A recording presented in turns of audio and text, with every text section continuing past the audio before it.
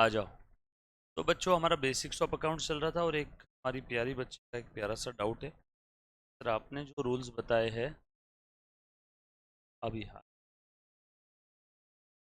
तो उसमें एक प्यारा सा डाउट ऐसा है कि सर आपके जो कॉन्ट्रा एंट्री कैसी होगी। पहले मैं आपको ये बताने की कॉन्ट्रा एंट्री क्या है समझना होगा ना। पहले एक बार कॉन्ट्रा एंट्री क्या है वो समझ लो। तो ये रूल से सारी एंट्रीज एडजस्टमेंट चाहे रेगुलर आपकी या कॉन्ट्रा एंट्री बोल।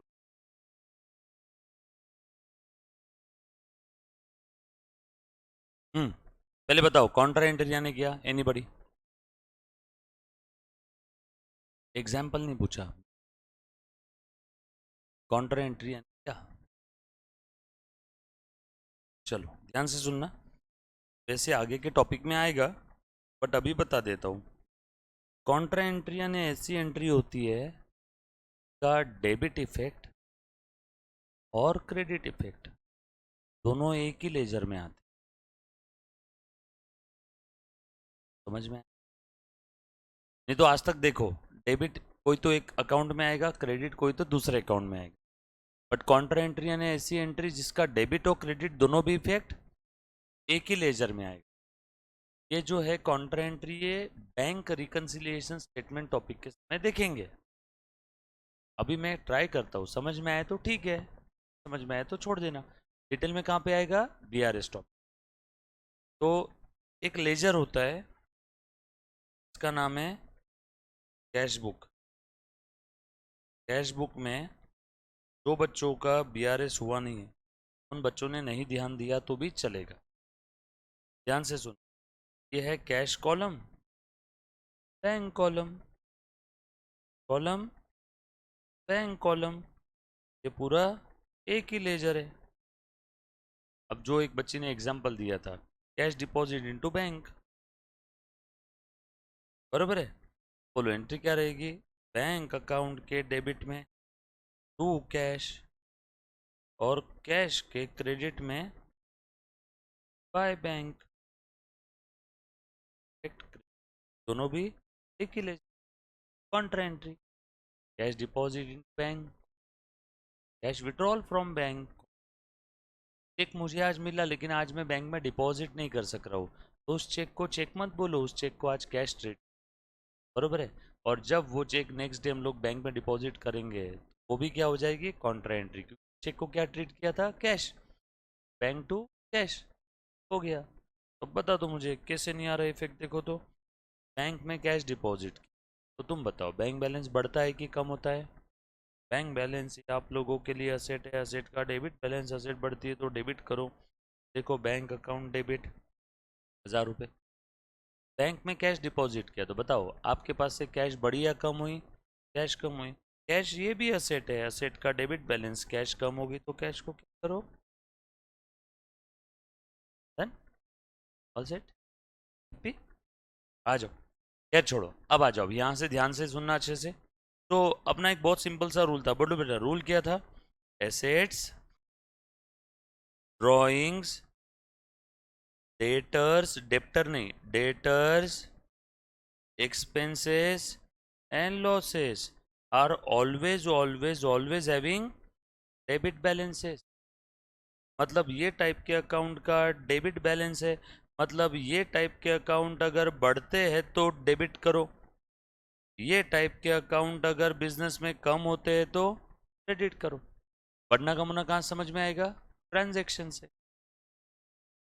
एसेट के अपोजिट लायबिलिटीज, ड्रॉइंग के अपोजिट कैपिटल, डेटर्स के अपोजिट क्रेडिटर्स, एक्सपेंस के अपोजिट इनकम, लॉसेस के अपोजिट गेन्स और प्रॉफिट, डेबिट बैलेंस के opposite credit balance. Credit balance वाले अकाउंट बढ़ते हैं तो क्रेडिट करो, कम होते हैं तो बढ़ना कमना समझ में आएगा ट्रांजैक्शन से। और किसके पॉइंट ऑफ व्यू से, बिजनेस के। बढ़ना कमना बिजनेस के पॉइंट ऑफ व्यू से देखना है।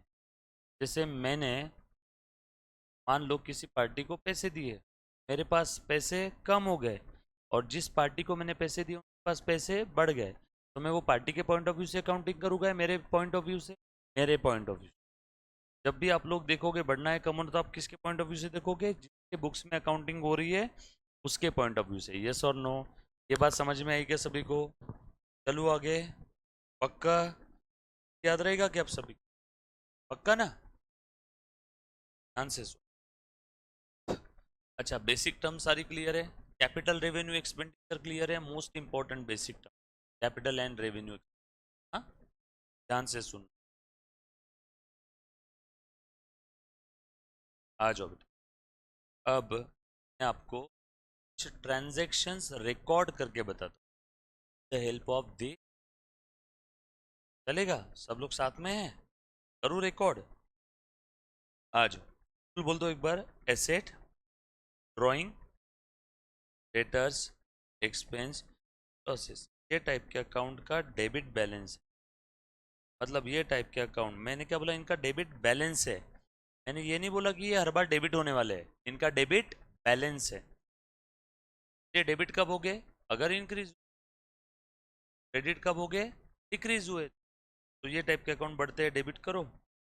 कम हुआ तो उसके बाद एसेट के अपोजिट लायबिलिटी, डेटर्स के ड्राइंग के अपोजिट कैपिटल, डेटर्स के अपोजिट क्रेडिटर्स, एक्सपेंस के अपोजिट इनकम, लॉसेस के गेन। इनका क्रेडिट बैलेंस। ये बढ़ते हैं तो क्रेडिट करो, कम हुआ तो डेबिट करो। अभी ध्यान से सुनना सब लोग।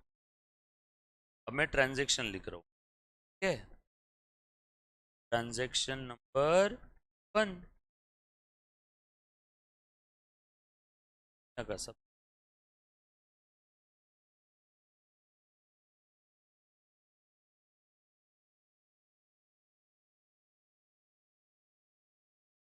चलो ये बताओ इसके कैसे रहे।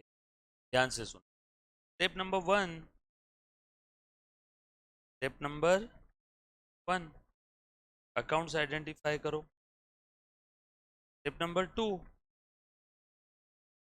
क्लासीफाई करो। डेबिट बैलेंस है, बैलेंस है। स्टेप नंबर 3, डेबिट होगा कि क्रेडिट होगा डिसाइड कर दो। आगे इसमें और ये 3 स्टेप है ना। चलो, अकाउंट्स कैसे समझेगा? ट्रांजेक्शन देखो कौन इम्पैक्ट आ रहा है। ट्रांजेक्शन वो भी मनी और मनीज वर्थ वाले आइटम में प्लस माइनस हो, या तो जिन पेमेंट हो रही है उसके नाम से अकाउंट बना लो। फॉर एग्जाम्पल, बिजनेस स्टार्ट किया विथ कैश, एक तो बनेगा कैश अकाउंट, ये तो की बात है, इसमें किसी को कोई डाउट कोई शक? और दूसरा, बिजनेस स्टार्ट किया, एक तो उसके अंदर में कौन सा रहेगा बेटा? कैश अकाउंट बनने वाला है, बरोबर है ना? और दूसरा, स्टार्ट किया है, पैसा लगाया है, किसने लगाया होगा? ओनर ने। ये किसी बैंक से लिया रहता तो बैंक लोन अकाउंट बनता, बट ये पैसा किसने दिया? ओनर ने। ओनर ने दिया है तो ओनर का बिजनेस क्या नाम से अकाउंट होता है? कैपिटल। हमने देखा था ना, capital is the investment by the owner in the business. Basic term ने पढ़ा था ना। तो ये क्या है? बेसिकली कैपिटल है। तो एक बनेगा कैपिटल अकाउंट। कैपिटल किसको रिप्रेजेंट करता है? ओनर को। कैपिटल किसको करता है? ओनर को। डेटर किसको करता है? जिनसे पैसे लेने हैं। क्रेडिटर्स किसको रिप्रेजेंट करता है? जिसको पैसे देने हैं। यस और नो? कैश अकाउंट और कैपिटल के अकाउंट के अलावा और कोई अकाउंट बन रहा है क्या? बिजनेस अकाउंट ऐसा कोई account है? बिजनेस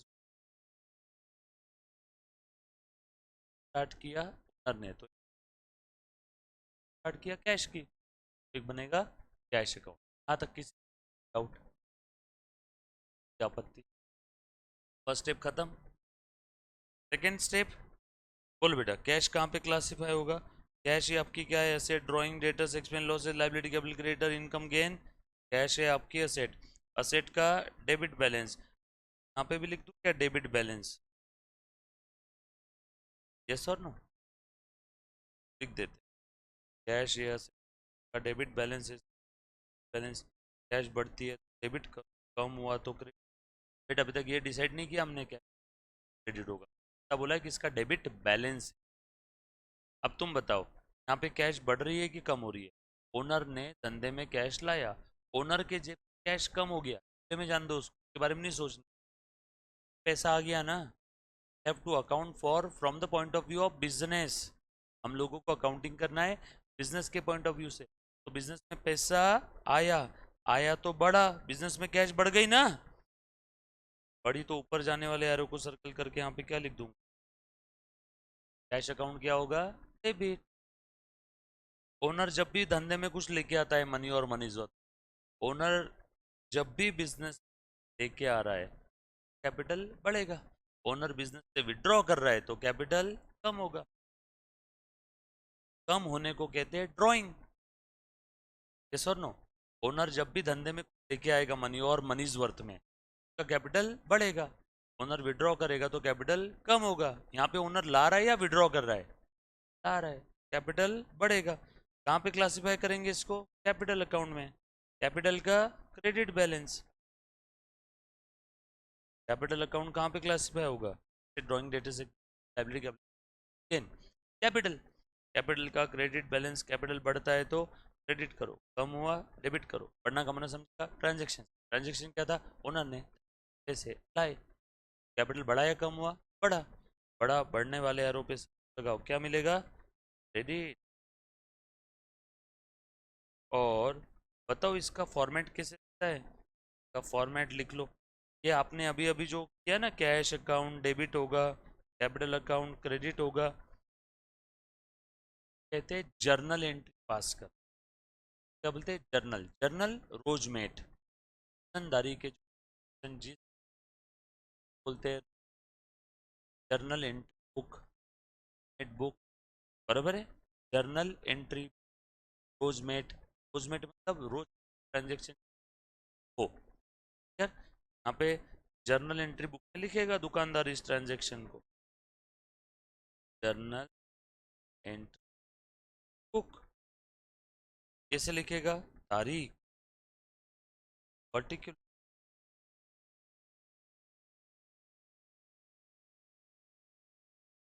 के बाद कॉलम आज देखने नहीं मिलता है कहीं पे, लेजर फोलियो, खाता क्रमांक, देखेंगे आगे कॉलम की,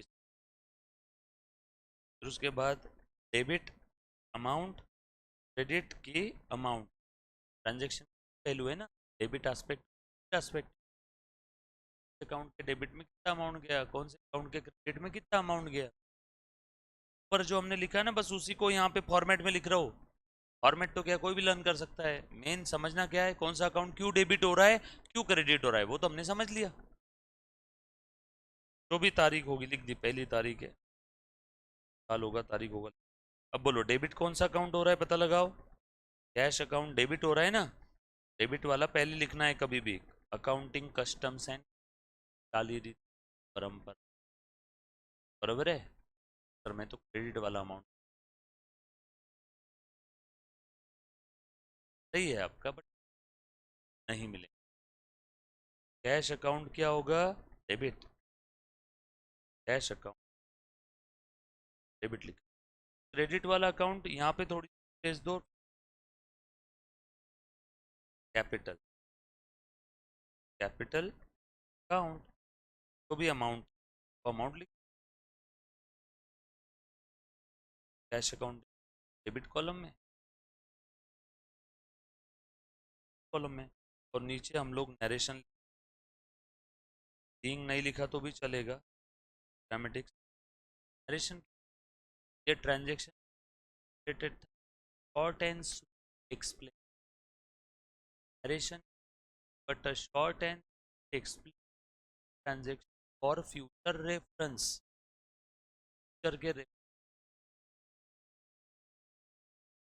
आ जाएगा transaction, being business started, format ही बहुत आप लोगों का भी फॉर्मेट ध्यान, क्यों, बीइंग बिजनेस स्टार्टेड,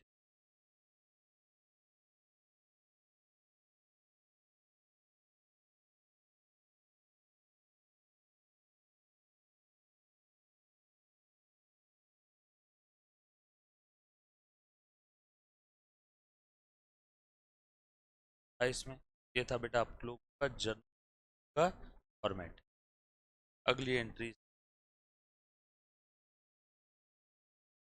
चलते रहेगा साल, चले, बट आपको डेबिट हुआ, क्यों क्रेडिट हुआ, ये समझ में आया ना यार? पक्की बात। और कुछ एक ये लिखा सभी ने? लिख लिया? आ जाओ।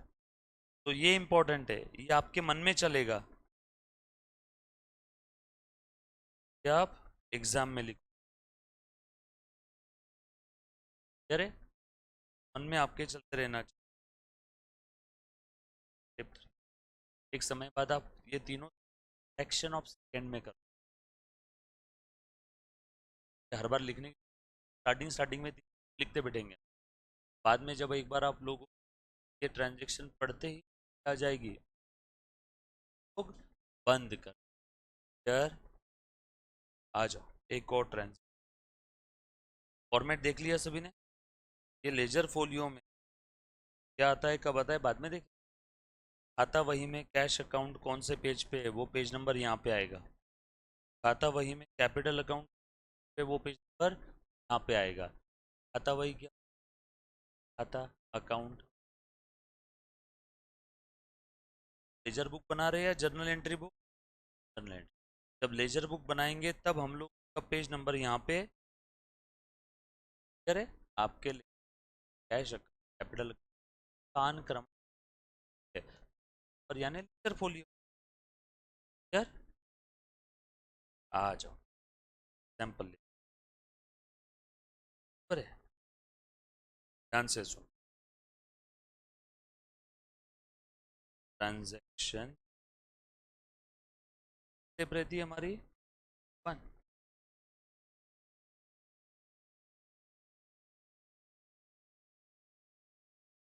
Step one, step three, transaction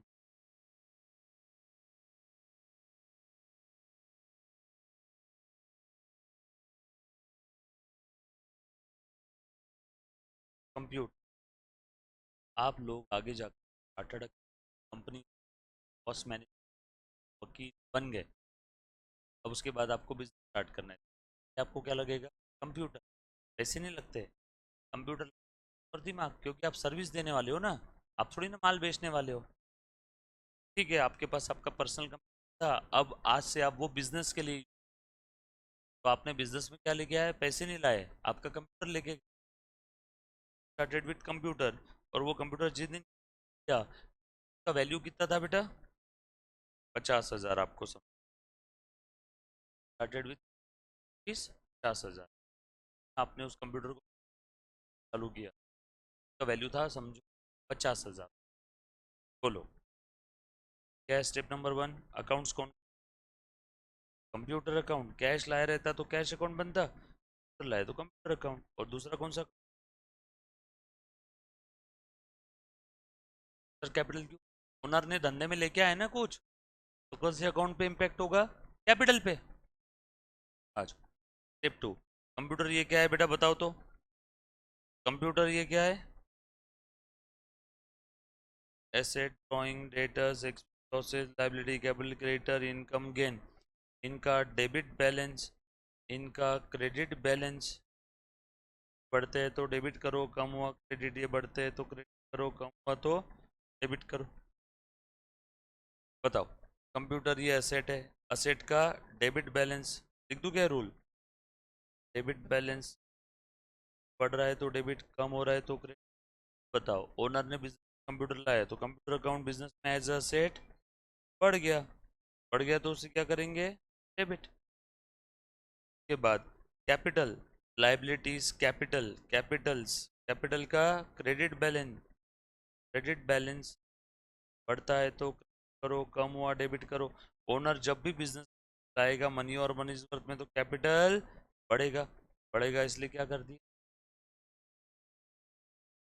क्या आपकी एंट्री आ गई क्या? Computer account will be debited, capital account will be transaction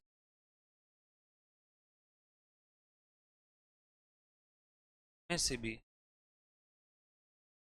deposit लगवाया आपने, आप नहीं था, आपने मेरे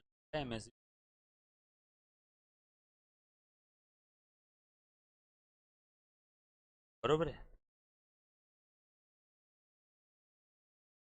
इसके बिजनेस कैश लेके पैसे है नहीं ना देने के लिए, कहाँ से दोगे? कैश इंटू,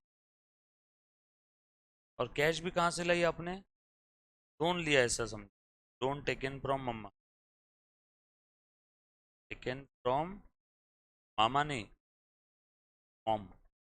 मामा नहीं देता, मामा दे देगी। आपने मम्मा के पैसे कंप्यूटर आपसे पे क्या ले रहा हूँ? मैंने लोन दिया 1 लाख रुपए। बोलो एंट्री क्या रहेगी? पहले तो फर्स्ट स्टेप, कौन कौन से अकाउंट बने? बैलेंस डेबिट होगा। एक तो बनेगा कैश अकाउंट, पैसे आए ना बिजनेस में, और किससे लिए? मम्मा से, मम्मा अकाउंट, लोन फ्रॉम मम्मा अकाउंट। तो लिखना लिख लो, क्या लिखो बताओ? From mom account, mom account लिख दिया तो भी चलेगा। कैश अकाउंट और फ्रॉम, कैश ये क्या है? एसेट, एसेट का debit balance. From mom account, loan लिया है क्या है? Liability. Any loan is your liability ना, वापस करना पड़ेगा ना उसको। लोन लाइबिलिटी, लाइबिलिटी का क्रेडिट बैलेंस, डेबिट बैलेंस का rule, credit balance, credit debit. बोलो बेटा, कैश बिजनेस में आ रही, कैश बढ़ गई क्या? और लोन लिया तो उधारी, लाइबिलिटी बढ़ती है या कम होती है? या तो लाइबिलिटी बढ़ती है, लाइबिलिटी अकाउंट था ना ये, बात समझ, तो भी अमाउंट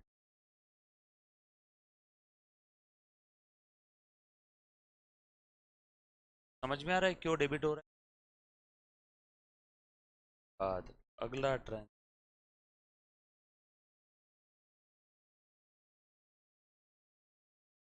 अब बोलो, एमएससीबी डिपॉजिट पेड, डिपॉजिट और डिपॉजिट एंड,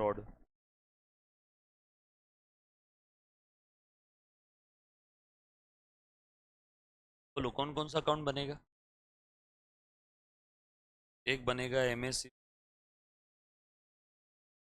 भी बोलो, एमएससी डिपॉजिट बोलो, जो कहना है कैश अकाउंट फर्स्ट स्टेप,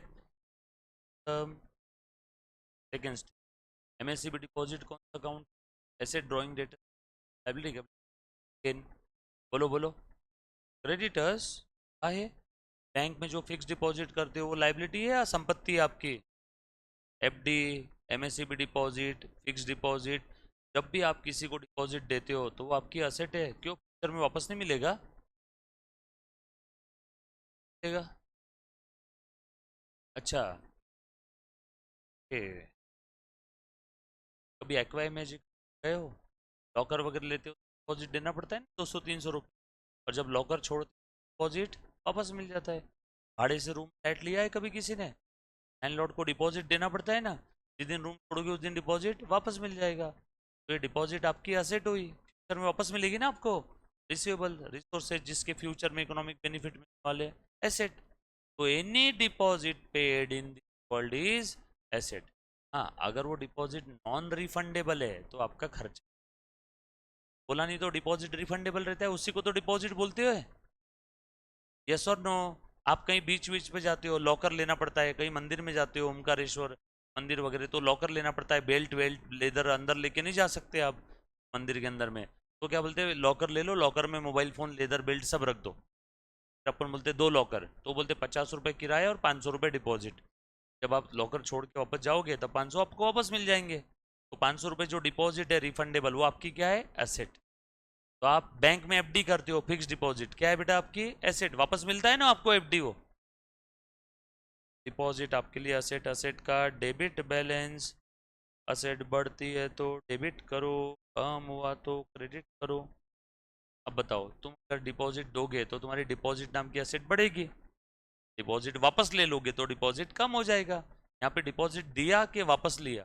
दिया, तो डिपॉजिट नाम की असेट बढ़ गई, बढ़ गई तो उसे डेबिट, तो आगे उसके बाद कैश, ये भी आपकी असेट। अरे इसका भी डेबिट बैलेंस बढ़ती है, डेबिट कम हुआ तो क्रेडिट। अब कैश यहाँ पे बढ़ रही है कम हो रही है बताओ?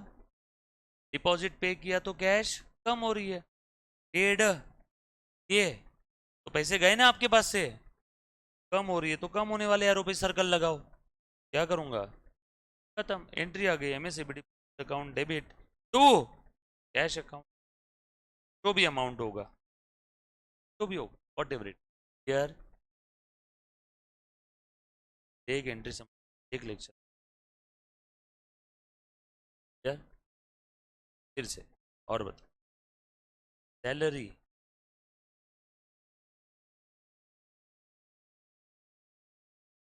बोलो, बोला नहीं तो समझ जाना, सैलरी पेड। हाँ बोलो कौन सा अकाउंट बनेगा? सैलरी अकाउंट और कैश अकाउंट। तो कैश क्यों, कौड़ी पत्थर थोड़ी दिए होंगे, सैलरी दी मतलब पैसे दिए होंगे ना। अगर सैलरी पेड थ्रू चेक बोला है तो क्या बनेगा, बैंक अकाउंट। सैलरी बोला है कुछ बोला नहीं तो हमने पे किया होगा कैश में। बोलो सैलरी कहाँ पे आएगा, ऐसे drawing debtor segment losses liability calculator income gain. Salary expense है, एक्सपेंस का डेबिट बैलेंस, सैलरी का भी डेबिट बैलेंस। सैलरी खर्चा बढ़ता है तो डेबिट करो, कम हुआ क्रेडिट करो। तुम बताओ सैलरी की वजह से खर्चे बढ़ रहे हैं कम हो रहे हैं तुम्हारे? ये देने वाली सैलरी है मिलने वाली है? देने वाली, खर्चे बढ़ रहे हैं ना तुम्हारे, salary electricity bill printing stationery इसकी खर्चे बढ़ते हैं। एक्सपेंस का डेबिट बैलेंस, एक्सपेंस बढ़ रहा है तो एक्सपेंस को डेबिट करो। यहाँ उस एक्सपेंस का नाम क्या है, सैलरी, तो सैलरी अकाउंट को क्या करो, डेबिट करो। कैश, कैश क्या है, asset drawing data segment losses liability calculator income gain. Cash क्या है, एसेट, इसका भी डेबिट बैलेंस, बढ़ रही है तो डेबिट करो, कम हुआ तो क्रेडिट, सैलरी पे किया।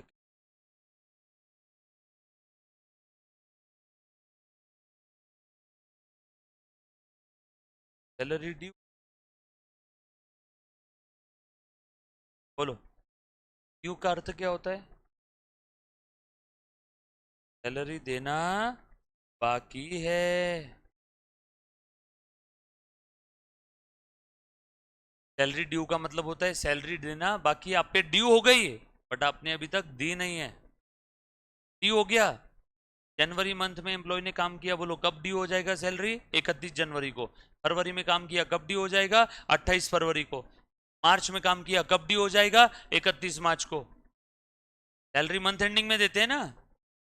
अब आज की 31 जनवरी है, जनवरी मंथ में काम किया, 31 जनवरी आ गई, एम्प्लॉय आपके पास आया, साहब सैलरी। आपने बोला साहब महीना खत्म हो गया, आज 31 घर जा रहे हैं हम लोग, सैलरी दो। हम लोग हाँ ठीक है अभी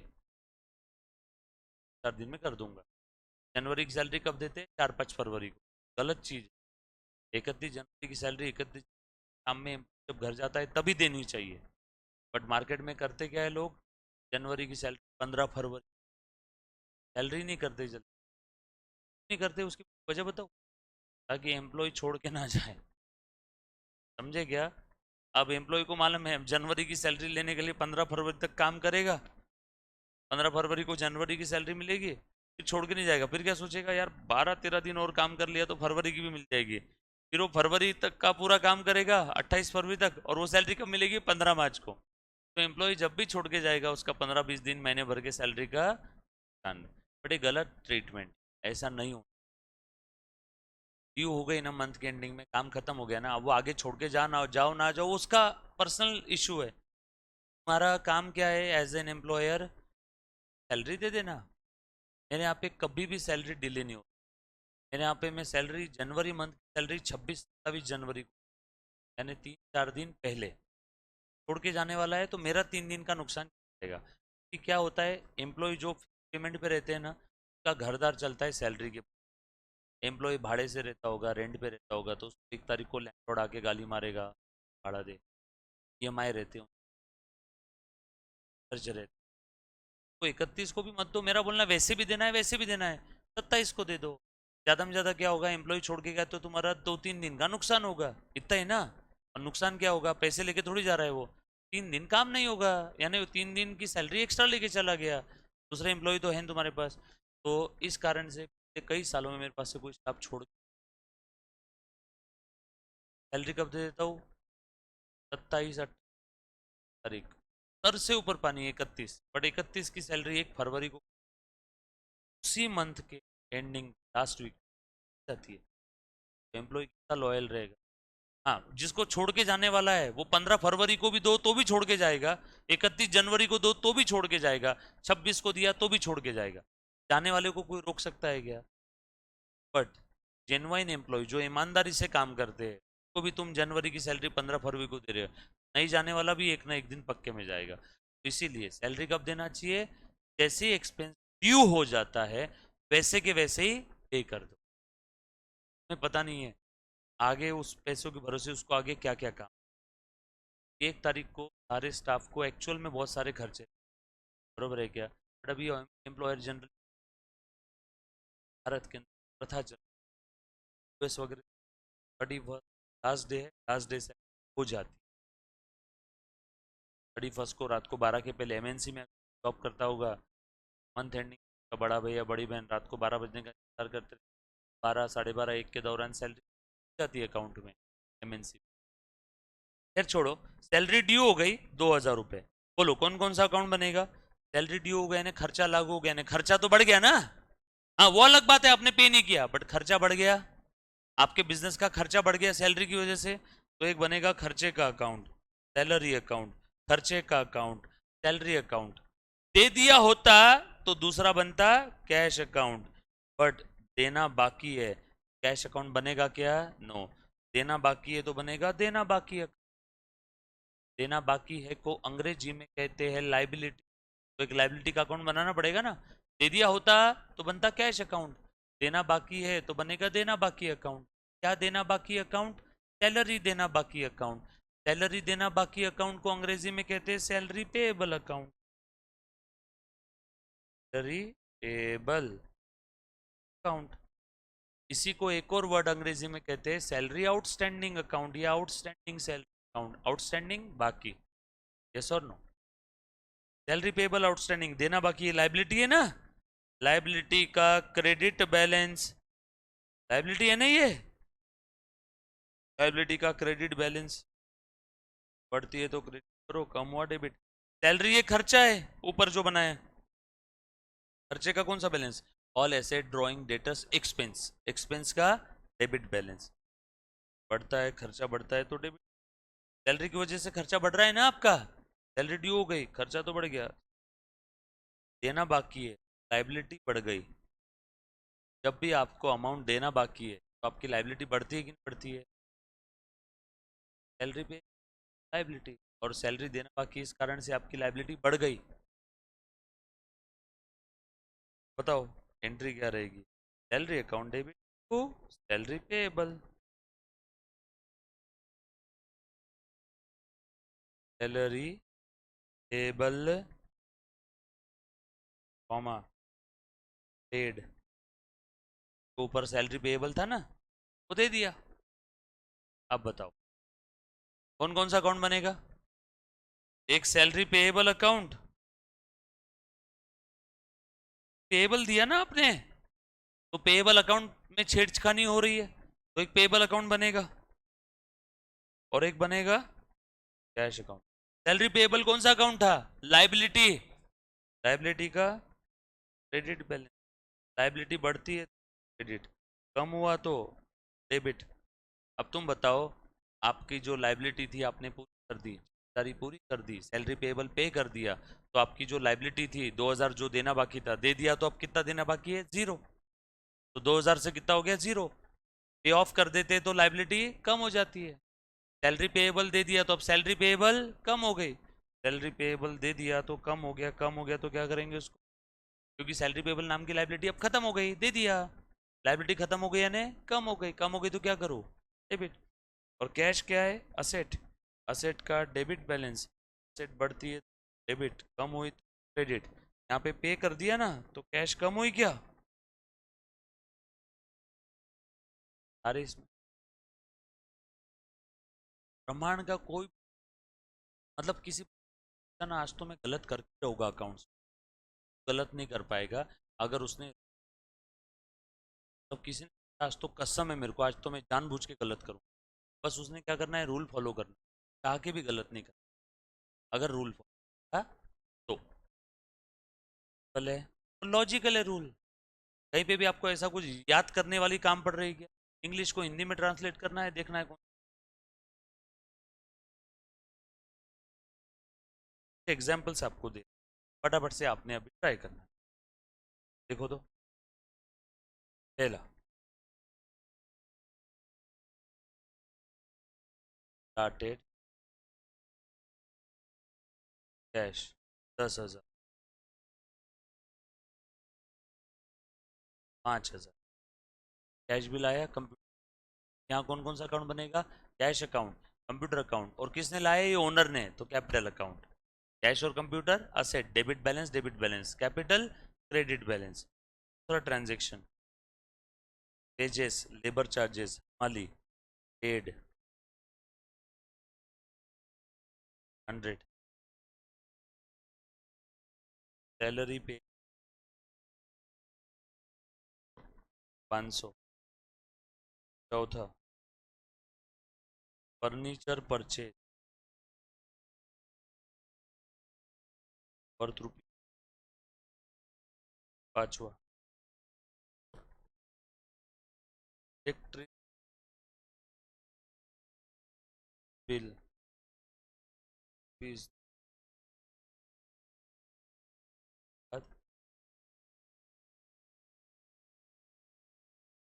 गोल्ड और कैश फीस 5,000। पहले लिखना परचेज, माल खरीद, अकाउंट बनेगा परचेज, बराबर ना? परचेज माल का अकाउंट, माल असेट, असेट का डेबिट बैलेंस, तो तभी डेबिट बैलेंस। और गुड्स सोल्ड फॉर रुपीज के साथ ट्रांजेक्शन प्रॉपर फॉर्मेट, डन का चेक करो।